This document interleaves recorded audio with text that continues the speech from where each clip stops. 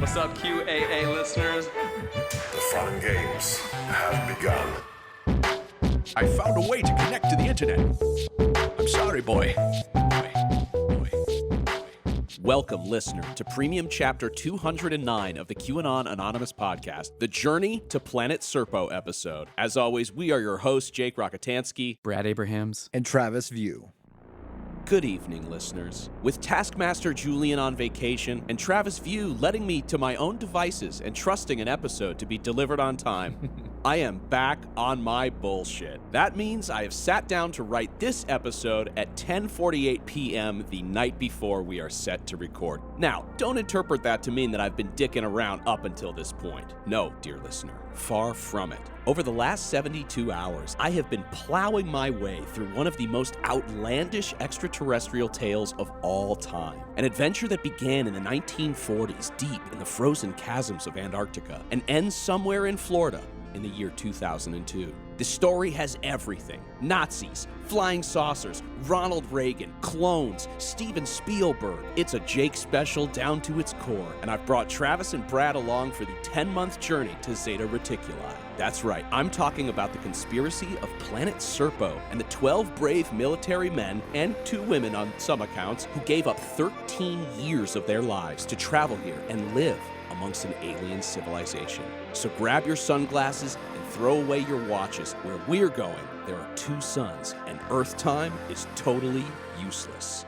So, Jake, were you reading this over Passover? No, I was reading this basically over the last, I guess, Passover just ended, right? So yes, I have been reading this over Passover, and, I guess this is its own kind of exodus, if you will. Although I highly doubt anybody, involved in this tale is as handsome as either Yul Brynner or Charlton Heston. For my main source, I'm going to be referring to the 2013 book, The Journey to Planet Serpo, written by Len Kasten. I'd like to take a second and thank friend of the show, Owen Hughes, for introducing me to this subject. I had actually never heard about Planet Serpo or the journey there, too. And Brad, you had not either. No, I'm very surprised. It's completely new to me. Well, I want to let everybody know we will be taking this episode and shopping it around to the various streaming services, Netflix, Hulu, maybe HBO if we're lucky, because this story makes for such a good,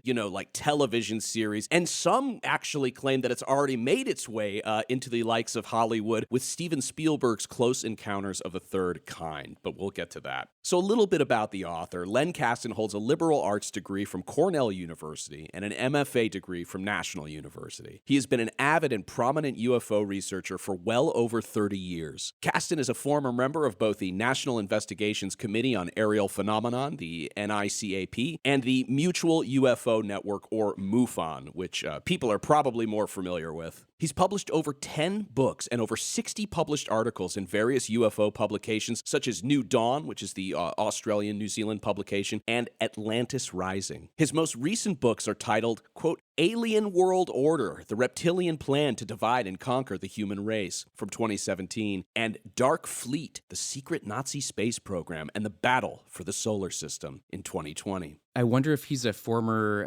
MUFON member, because the head of MUFON, Jan Harzan, was caught trying to solicit sex from a 13-year-old who actually was a FBI agent undercover. Oh, no. This is this is like the UFO version of To Catch a Predator. Large gray alien is like, why don't you have a seat?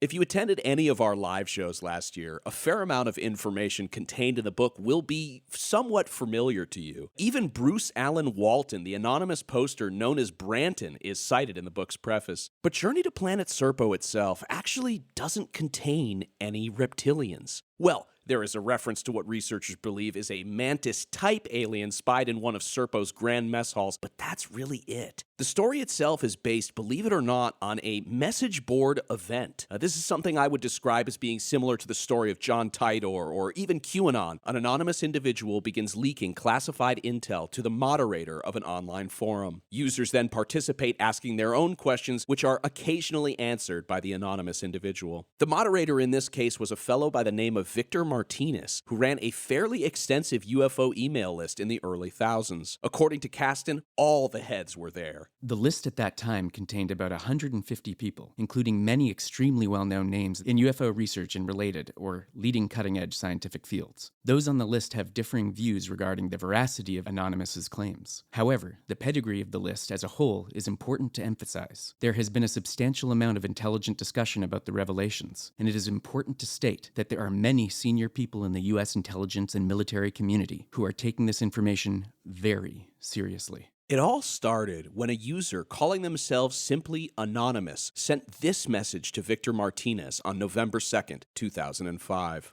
First, let me introduce myself. My name is Anonymous. I am a retired employee of the U.S. government. I won't go into any great details about my past, but I was involved in a special program. Anonymous claimed that he worked for the DIA. That's right, the Defense Intelligence Agency, of which Michael Flynn was once the head of. According to them, all of the clandestine operations and intelligence surrounding UFOs and extraterrestrial life is controlled through the DIA. All of a sudden, Austin Steinbart's claims don't seem so wild after all. The aliens even were known to have gifted DIA officials with crude-looking fake penises, so that the powerful narcotics the ETs had shared would not be detected during routine piss tests. Okay, I made that part up. I made that up. Very disappointing. Last part, all lies. Everything else in the episode, true. Anonymous claimed that they had been the longtime editor of the Red Book, which is a comprehensive compendium of all U.S. government UFO investigations dating from 1947 to present day. Have you ever heard of the Red Book, Brad? No, I haven't, and I'm not. Is that real? Did you look that up? Is it a thing? In the UFO community, it is a thing. The leaker claimed that he was part of a group of 6 DIA officials, 3 former and 3 current, who were working together to ease the American public into disclosure. As the anonymous source sent more and more documents, it became clear that the email listserv was too disjointed and was doing a disservice to the high-quality crumbs being dispersed. And so, in December of 2005, a British member of the research group by the name of Bill Ryan offered to create www.serpo.org, which is still live today. You can go there and search it. It does give me the little triangle with the exclamation point next to the website address, letting me know it is not secure. So, travel at your own risk. This is a website where the drops could be categorized and easily retrieved. Sound familiar? 2005. 2005. We're doing the same shit. As it stands now, there are just over 40 drops, each with information and context regarding the most secret space mission of all time, an exchange program between human beings and extraterrestrials. The code word for the operation? Project Crystal Knight. Here's the beginning of the first drop. First, let me introduce myself. My name is Request Anonymous. I am a retired employee of the U.S. government. I won't go into any great details about my past, but I was involved in a special program. As for Roswell, it occurred, but not like the storybooks tell. There were 2 crash sites, one southwest of Corona, New Mexico, and the second site at Pelona Peak, south of Dadle, New Mexico. The crash involved 2 extraterrestrial aircraft. The Corona site was found a day later by an archaeology team. This team reported the crash site to the Lincoln County Sheriff's Department. A deputy arrived the next day and summoned a state police officer. One live entity, EBE, was found hiding behind a rock. The entity was given water but declined food. The entity was later transferred to Los Alamos. Now, this kind of reminds me of the beginning of the iconic film Mac and Me. I believe the alien is found hiding behind some kind of rock. So, I don't know. It seems that, and you'll see as we get further and further into the story, it seems like a lot of the details of this were sort of in the public consciousness. Just like QAnon 2, it seems to borrow tropes and events from the shittiest movies. Yes, absolutely. Well, I guess obviously Close Encounters came later, and that's probably one of my favorite movies of all time. You have been listening to a sample of a premium episode of QAnon Anonymous. We don't run any advertising on the show, and we'd like to keep it that way. For $5 a month, you'll get access to this episode, a new one each week, and our entire library of premium episodes. So head on over to patreon.com/QAnon Anonymous and subscribe. Thank you. Thanks. I love you. Jake loves you.